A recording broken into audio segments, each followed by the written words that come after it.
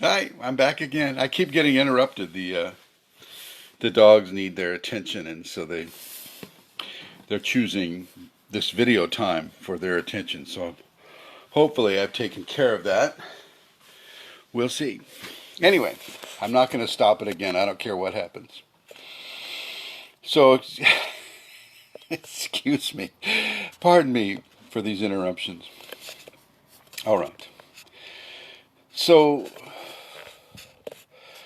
you want to surround yourself, at least at the beginning, in areas of kindness, love, happiness, joy. You want to kind of find yourself in these areas so that the bliss can amplify them for you.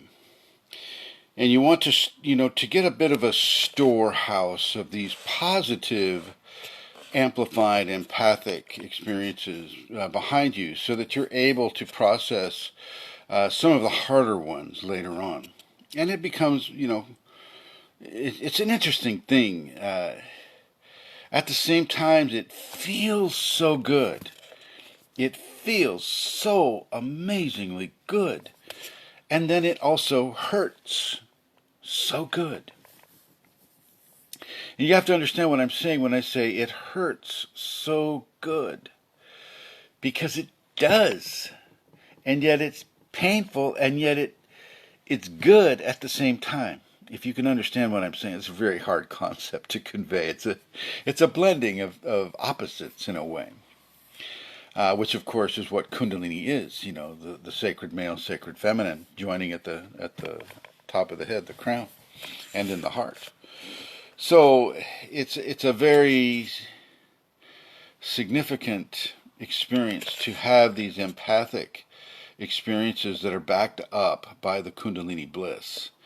And boy, it can really take you by surprise. You won't know whether you're coming or going, or what is going on with you with regards to these experiences, these feelings, and then at the same time you're discerning what is actually occurring there. What the situation is. Are you seeing somebody commit a benevolent act of kindness, and just like, wow, the bliss comes up and you feel it, and you feel the kindness and you feel the love, and it's just like taking you over, and you're streaming tears, and you're streaming tears in an environment where you shouldn't be streaming tears. if you're if you're a happy adult in this society, this is why I tell people to have some sunglasses handy, because they're going to, people that aren't having this experience are going to think something's wrong with you. And, for some of you, they're going to plan a little psych ward diversion, and I just don't recommend that you go there. You never, ever, ever, ever, ever want to go to the psych ward because of Kundalini experiences. Stay away from the psych ward. Stay away from the psych ward. Okay, it's good for people that are actually crazy. People that have become strung out on drugs, or developed certain psychoses because of their experience in society. Really harsh experiences. They don't fit in society, or they're going to hurt themselves or other people. That type of thing. But for Kundalini, stay away from the psych ward. It is not a safe place for Kundalini people. It is not a safe place for Kundalini people. Seriously. Okay? All right. So these empathic experiences are very, very powerful. And they always, at least for me, they always bring on loads of tears and bliss and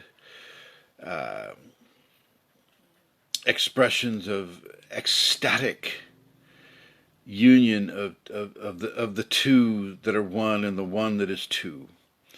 And and what I mean by ecstatic, it's not means, people who've never experienced ecstasy always relate ecstasy to the orgasm of the sexual union, and it's not that. You don't have to wear, plastic underwear. It's not that at all.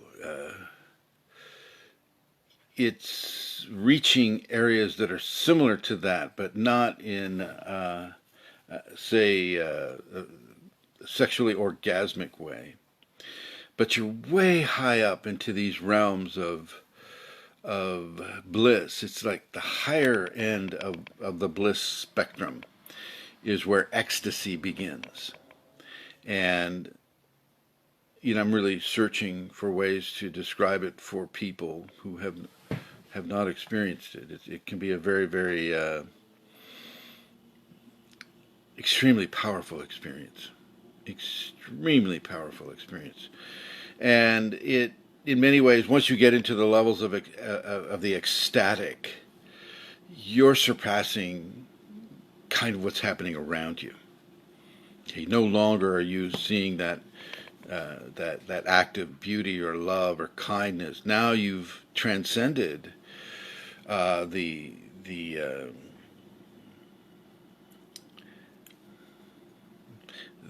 experiences of this world while you're still on it. So you're still on this world, but you've transcended the experiences of this world while remaining on it. And so, and I know that sounds kind of contradictory, but it isn't. As you stand there or sit there, or typically you're not moving so much when you're in ecstasy. Typically, at least for me, so when I was giving seminars, I used to do, 2 or 3 seminars a year. And I'd find myself standing in front of a group of people, warning them at the beginning that I'll probably go into ecstatic bliss. And,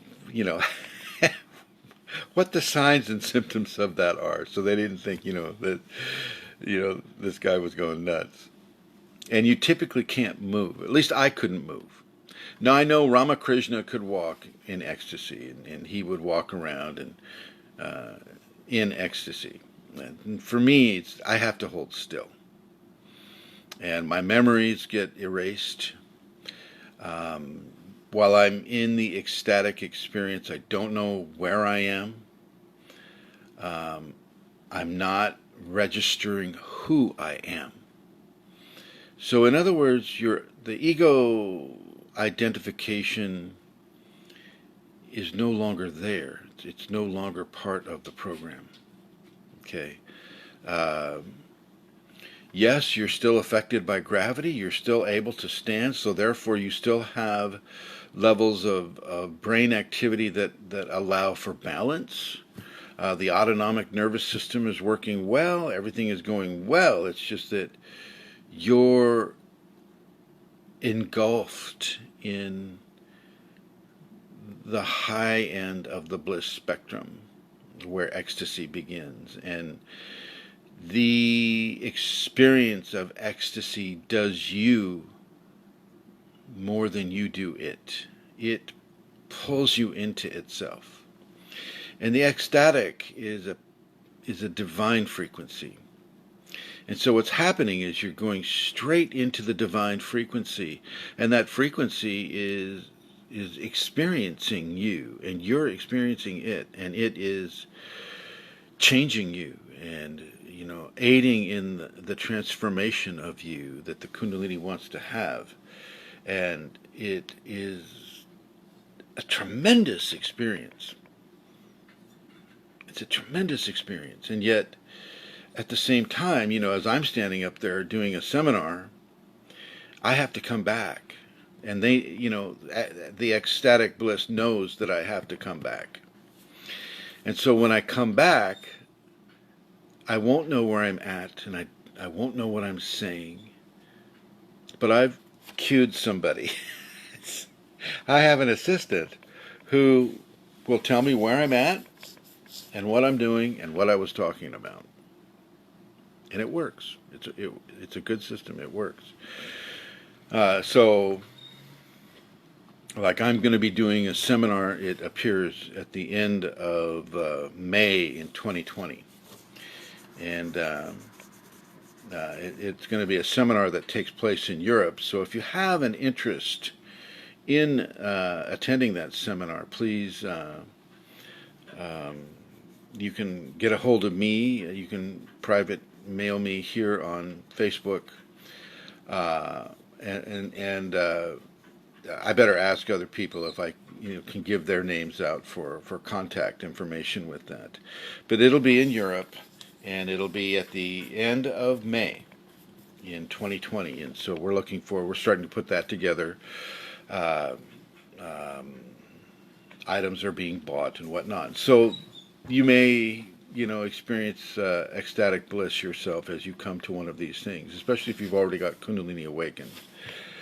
So, with that in mind, it's an experience that to say it's mind blowing is not right, because you're transcending the mind. You're going beyond it into kind of where I feel people, not feel, but I know that people go into these levels when they die, when they're being surrounded by love in order to heal from the hurt and the harm that they've experienced as a flesh body on this world. So it's an important concept to consider, because it's literally the divine engulfing an individual who is already experiencing Kundalini, the Kundalini transformation. It's an interesting thing. I wasn't intending to talk about ecstasy.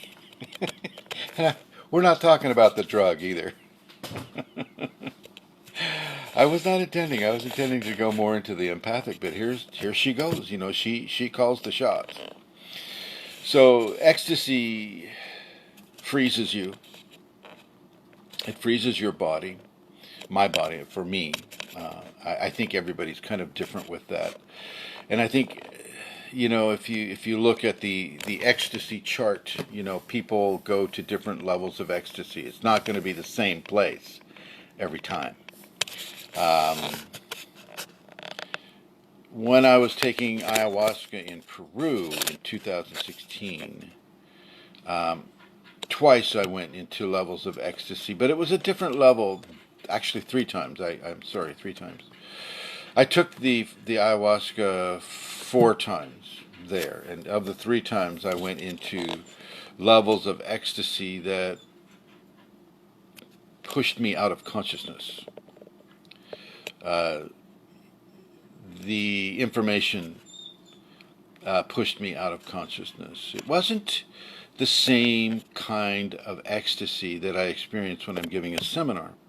It's very, very different. Ayahuasca has a spiritual component that is extremely oriented with the jungle and with the various forms of life expression that occur in the jungle. And so you become part of that. You become part of that merging of all the different life forces that exist within the jungle, from the microbes all the way up to jaguars and apes and anacondas and whatnot.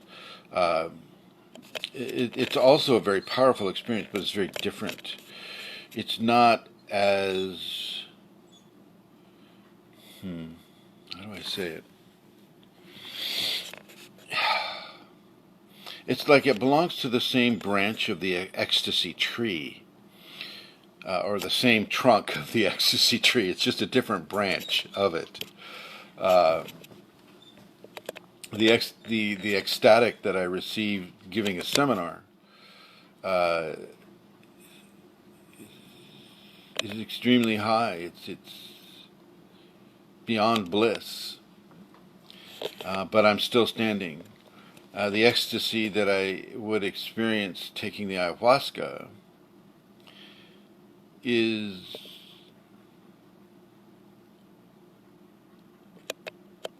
it kind of knocks you out.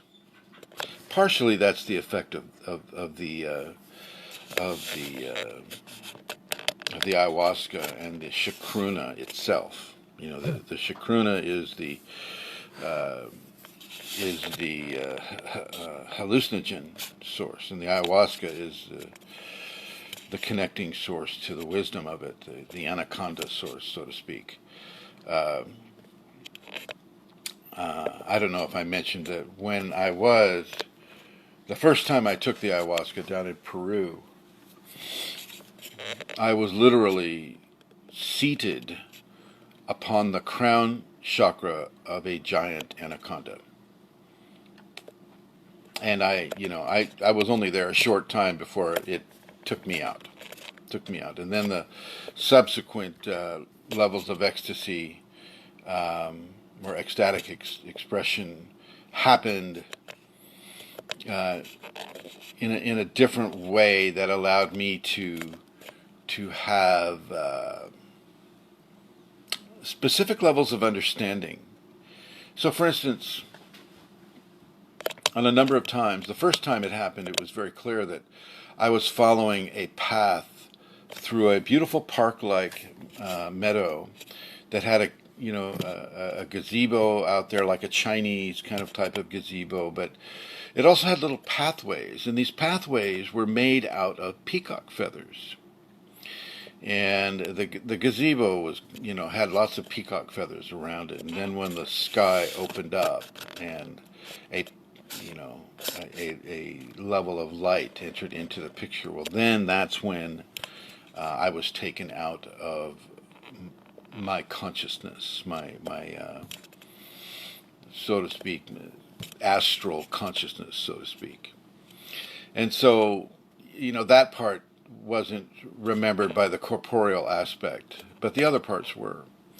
And as well as seeing, various works of beautiful, beautiful art and gemstones and treasures and things of that nature, and having the information come to me that, this is what I've been giving into the world, and, this type of thing. That's a different kind of ecstatic experience. I have to say that they're both equally powerful. There's not a competition between them. One is not lower or higher than the other. They're just different. Like sacred male, sacred feminine. They're both equally powerful, 50-50, right? But yet they're both different levels of expression.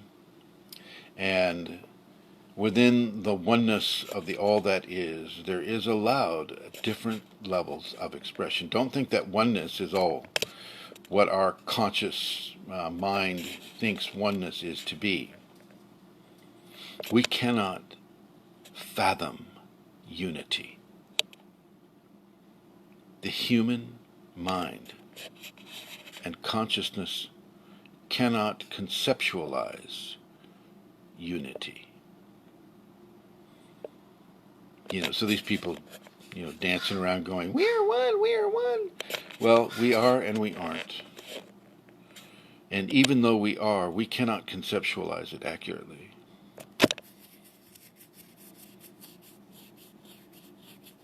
Okay. So now I would like to open this up to questions. So if you have any questions about this subject or any Kundalini subject, I would like you to give me a message here. I'm going to scroll back and see if it looks like everybody's just kind of listening. I wonder if I can wave at people here. They give you this option to wave, so I'm just going to wave at everybody that I see here, and feel free to ask your question. It's important. Let's see. Okay, here we go. Here's a question by Steve. Something with a Q. I'm not going to do it again, Steve. I'm not going to just destroy your name by mispronouncing. I'll just call you Steve Q. And Steve Q says, my Christian girlfriend says I'm in the first stages of receiving the Holy Spirit, and soon I'll be speaking in tongues. Is there any way to explain the difference, or do I even need to try to? I'm just going to correct that for you. Okay, so and I will answer the the question that Julia has next. Uh, Holy Spirit and Kundalini can be the same thing, but sometimes it's not, especially if you're doing the speaking in tongues thing.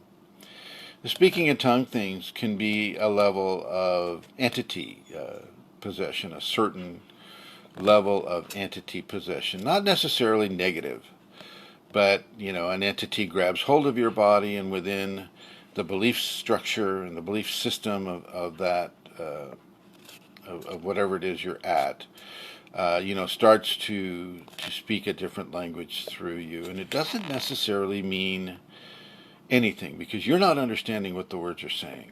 Okay, typically you're not understanding what the words are saying, and so to go into glossolalia, which is what it's the scientific term for speaking in tongues. We can't just say speaking in tongues.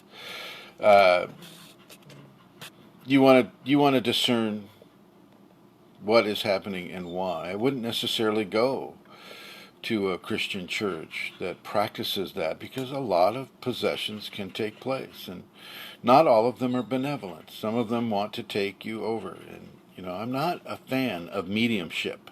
I'm not a fan of Reiki, which a person can be taken over in that way too. I'm not a big fan of channeling. Okay, I don't think none of these are healthy for the Kundalini individual to participate with. Esther. She's vying for attention. All right. So you want to discern that for yourself. You don't need to be going to a church either to worship the holy grace. That church really is inside you. It's in your heart. And that's the cathedral that I'll recommend everybody worship at.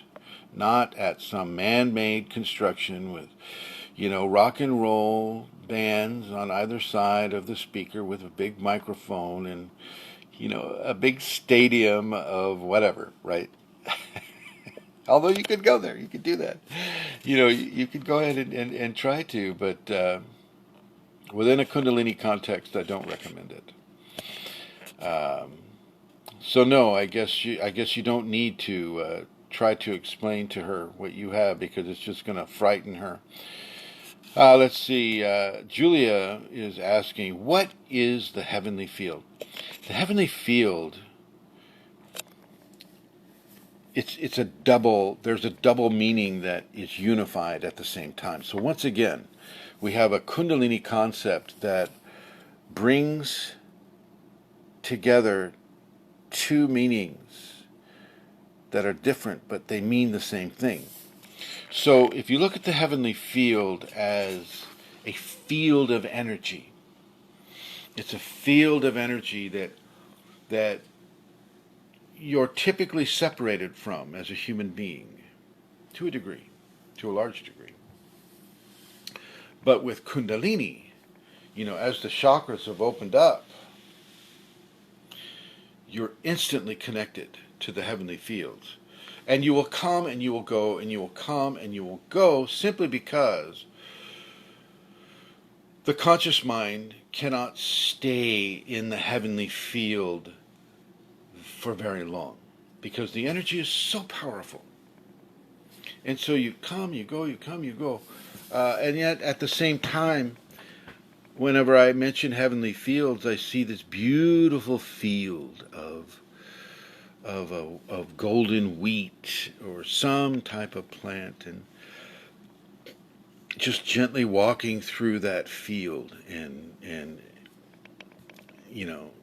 it's a very beautiful experience, an amazingly beautiful experience beyond what I can express with words. So at the same time that it's this field of energy, like an energetic force, it's also a place. It's also a place. It's also a dimensional fold within the upper dimensions that we can visit by virtue of having the Kundalini opened and awakened within us. All right. thank you, both Steve Q and Julia for asking those excellent questions. And Julia says something about making a lot of noise with something. Not quite sure what that's pertaining to. Pat Patain says, I think I read you said there is a God. There is a many. There is a Mary and Jesus. Yeah, absolutely. Absolutely. Mary and Jesus do exist. Buddha does exist. Allah does exist. Zoroaster does exist. Ahura Mazda does exist. Zeus and Apollo and Athena and Astarte, they all exist. Absolutely, without a doubt. There's a whole dimensional realm where these gods and goddesses exist. So yeah, absolutely. And then you're welcome, Steve. Absolutely. And so if anybody else has any question that pertains to Kundalini, then I want you to feel free.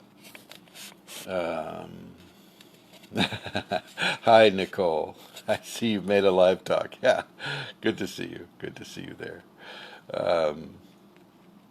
Okay, so so far I'm not seeing a lot of questions here. So maybe maybe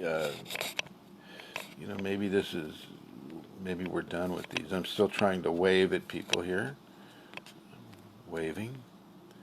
Oh, I see Patty Pope is here, and Robert, and everybody here. Yeah. So once again, if you have a question that pertains to your Kundalini, then please feel free to ask it here. I want to kind of recap a little bit here while people may be thinking about a question. And hello, David. And empathy within a Kundalini context can really bring on levels of bliss. And the bliss will amplify whatever emotional experience that you're having at the time. It can be happiness and joy and love and appreciation and gratitude, or it can be, sadness, depression, anger, whatever it might be for you. And so you need to understand that. And you also want to understand that as you experience the bliss, you may be transported into the higher octaves of bliss. And those higher octaves are what I'm talking about as ecstatic experiences. And these ecstatic experiences are a world of their own. And I have Nicole Rafaela is asking a question. She says, when you talk about chakras opening through Kundalini, can chakras be blocked? Chakras. There can be blockages in chakras. Yes, absolutely.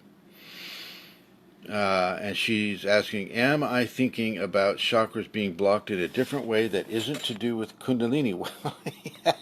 Are you? Is that what you're thinking?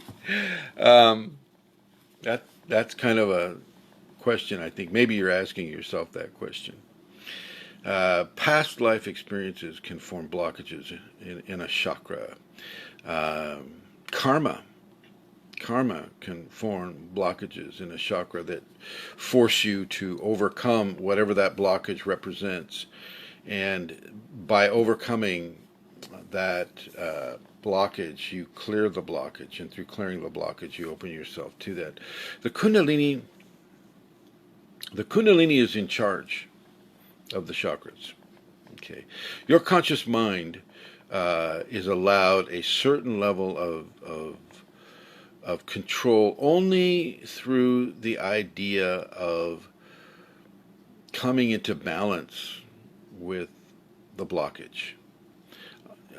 What I mean by that is If you have a fear of water because in a past life you drowned, and so this caused a, uh, a blockage in your first and second chakra, well then, yeah, you're going to have to learn to enjoy water. You're going to have to come through that blockage.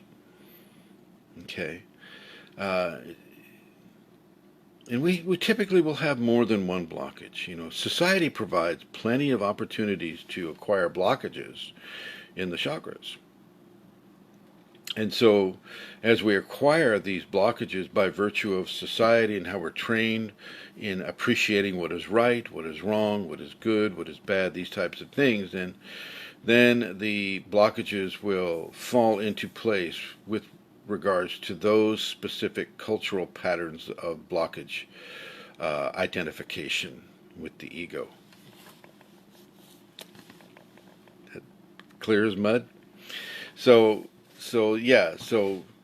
you learn as a child what it is to appreciate right or wrong, good or bad, and then based upon how you're treated or how you're trained or what your karma understands, your remediation of that blockage will pertain to those components of your cultural programming that allow you to come into balance with what that problem may be. Okay. Chakras can be blocked in many different ways. An injury can block a chakra. Heartbreak can block a chakra for a long time. Heartbreak can block a chakra for a long, long, long time. Years. Okay, and some of these things just take a certain amount of time in order to find healing. Find healing. Now, if your Kundalini is already awakened and your chakras have all opened up, all up the spine at the top, it doesn't mean that you're not going to be able to experience a blockage again. It just means that the Kundalini has taken charge.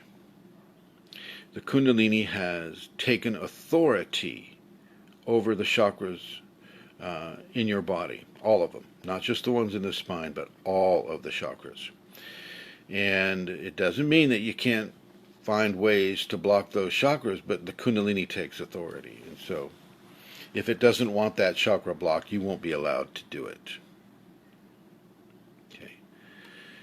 God gets to have God's way. Okay, so that's a little bit on chakra blockage. And thank you, Nicole Rafaela, for asking that excellent question. Josh Beal says, so is the heavenly field the same as the realm of those gods and goddesses? No, not really. Many of those gods and goddesses represent the divine expression. Based upon the cultural valuation of the inception of those gods at the time that they were being worshipped. And not, you're not seeing a lot of Athena worshippers these days. Not everybody's bowing down to Zeus, because not everybody's of that culture. Okay. You don't see a lot of people praying to Ahura Mazda either, for the same reasons. And so, even though these gods and goddesses exist, they exist because of the divine fulfillment that has been given to them through the devotional worship of the cultures that worship them.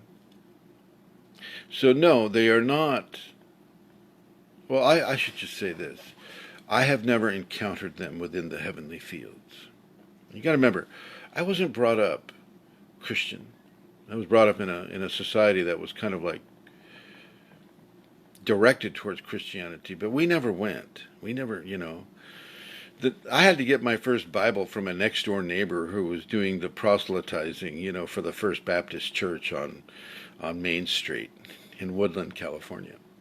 So, that's where I got and I only went there to get the book. I had to go to like 3 or 4 consecutive Sundays. And so, the guy next door was kind enough to take us to that church so we could get our Bibles. And I'm sure he was hoping that we would become Christian. But that was not the case, and that was not to be. And so,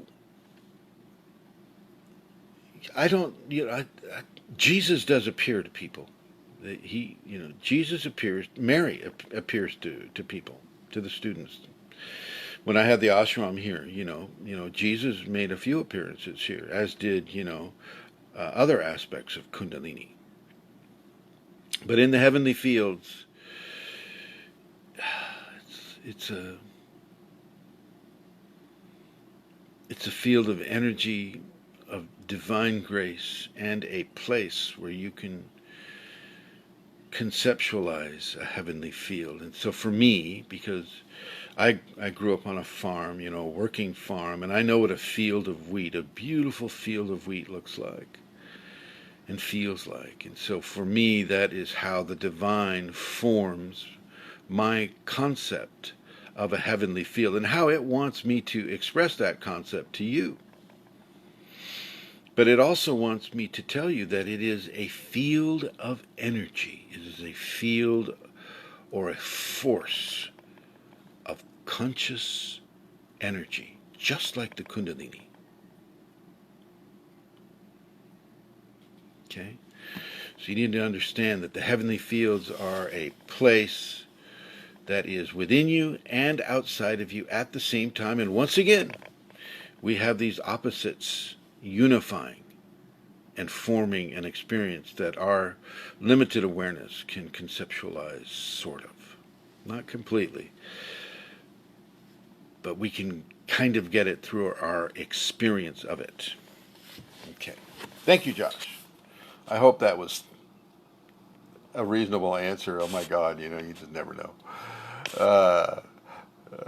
See, I'm just trying to wave at everybody here. Hello, waving. And then Mayank has a question here. He says, oops, sorry, it looks like I switched things around here. Jeez Louise, now how do I get that back? Nope, I'll do this. Oh, there it is. Okay, see what happens when you try to wave at everybody.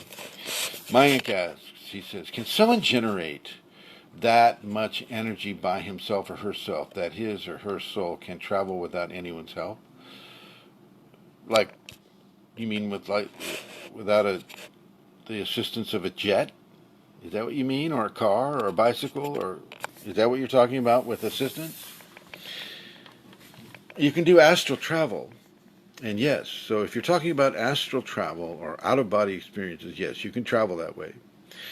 Your memory of it may be a little, you may need to practice that more to get a better memory of what you see and have happen with you. And it's not the same as traveling strictly in the physical world by walking somewhere or driving or flying or